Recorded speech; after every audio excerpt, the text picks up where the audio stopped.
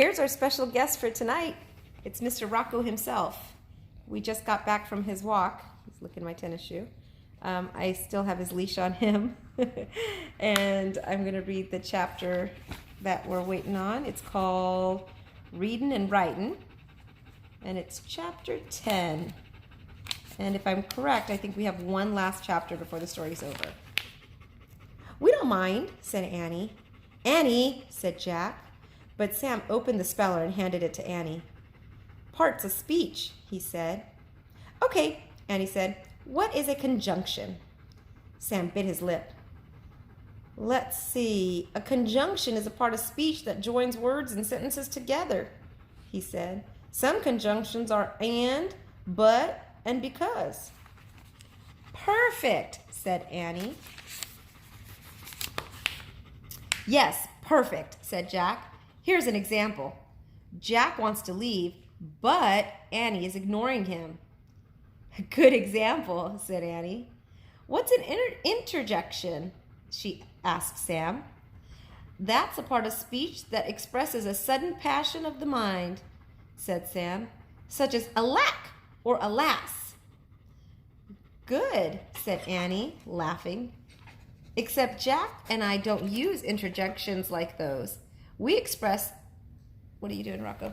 We express a passion of the mind by saying things like, oh man, or oh wow, or whoa. What's up, Bubba? Sit. Good dog. I lost my place. Yes, that's right, said Jack, glaring at Annie. Like, oh man, time is running out. Or, oh wow, the sun is going down. Or, whoa, we have a mission to complete. Annie laughed again. Right, that's how we use interjections, she said to Sam. What else is in your book? Spelling and grammar rules, said Sam, and quotes from the Bible and fables. Cool, said Annie.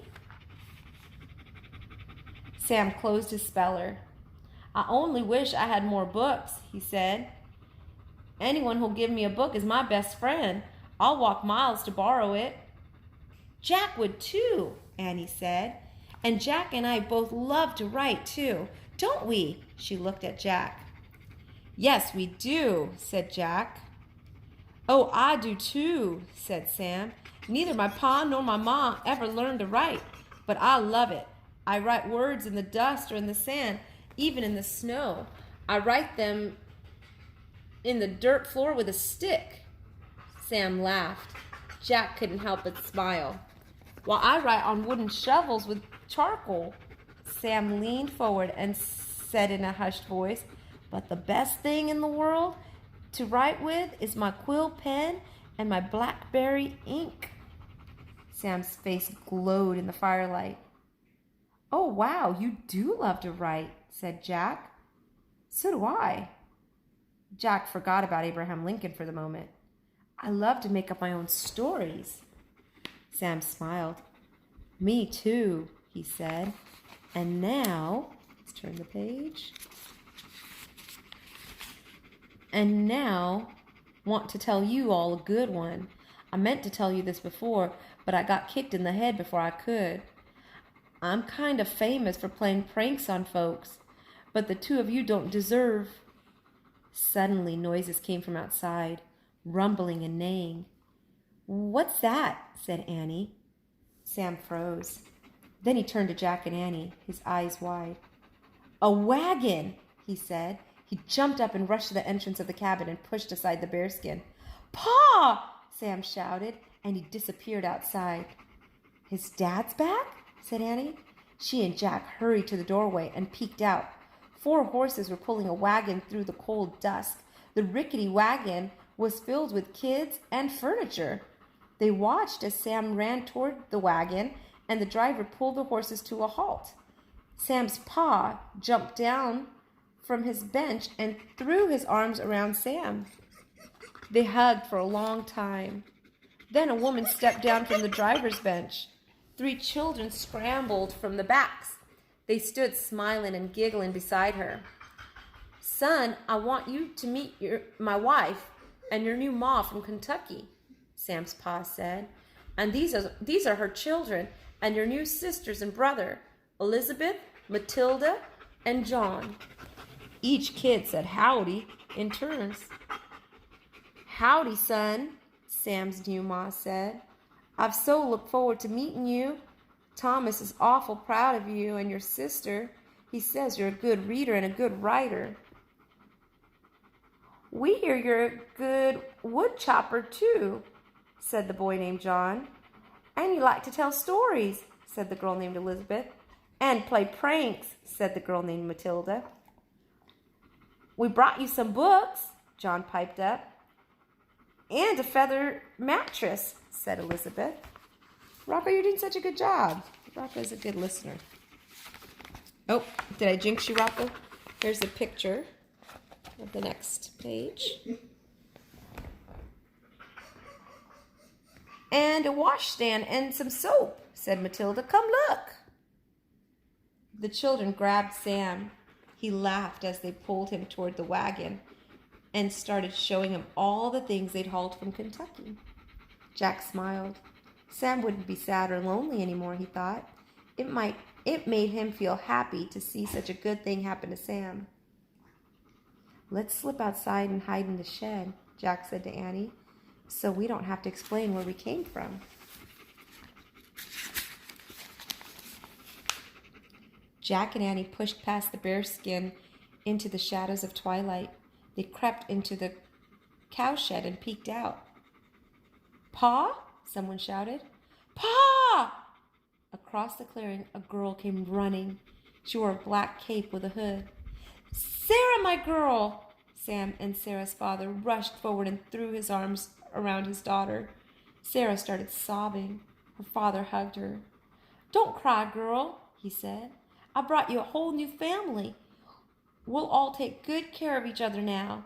Come on, let's go in, and you can meet everyone. You'll love them all, Sarah, I promise. I give you my word. As everyone headed into the cabin, Matilda exclaimed, My goodness, you built this by hand? What a wonderful job you did, said Sam's new ma. Come back, baby. It's going to get better, said Sam's pa. We're going to make a real door, aren't we, boys? And we'll make a real floor with wood, patch the roof, and put mud in the chinks between the logs. Yes, sir, said Sam and John together. Thomas held the bearskin for his wife and all the children. Then he followed them inside. Jack and Annie could hear the sounds of happy conversations coming from the cabin. Wow, what a day to be with Sam, huh? Annie said to Jack. Really, said Jack. But what should we do now? I don't know, said Annie. I think Sam forgot us in all the excitement. Like when Tad forgot me under the bed in the White House, said Jack. Jack! Annie! Sam came running out of the cabin, calling to them in the fading light. He didn't forget us, said Annie. Rocko, you can come sit over here. She and Jack stepped out of the cowshed. We're here, Annie called. I want to give you something, Sam said. Okay, I'll let go of the leash. Let go of the leash. There it is. You can run around now. Rocko likes to grab his own leash. Okay. Sam had something for them. Hang on. I lost my spot. Okay. He held up a quill, pen, and a small bottle. I told you about these. The pen's made from a feather of a goose, and the ink's from the roots of a blackberry bush. I want you to have them. Oh, no, Sam, said Jack. You keep them. You need them more. Take them, said Sam. I want to thank you for staying by me when I was feeling poorly and for trying to do my chores. Your kindness truly helped me. But we didn't do your chores, not one, said Annie. You tried, though. Rocko, sit. Sit down.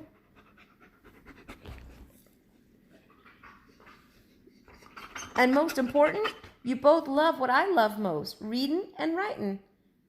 Please, Sam handed Jack the quill and pen and ink bottle. Use them to write something special. We will, said Annie. I can carry them, Jack. He handed her Sam's treasures, and then she put them into her apron pocket. Thank you. You're welcome, said Sam. And what I was going to tell you is... Yes, Jack started. But before Jack could finish, a whoosh and a roar shook the earth, like a speeding train passing by. The ground opened, and Jack felt as if he were falling through space, through a tunnel, down through blackness, into a world of daylight. And that is the end of chapter 10. The last chapter is called Abe Lincoln at last. Finally, I think we'll get to hear about Abe Lincoln. I hope you guys enjoyed that chapter. Have a wonderful night. Sleep well. Sweet dreams. Bye, guys. Say bye, Rocko. Say bye-bye. Bye-bye. Woof, woof.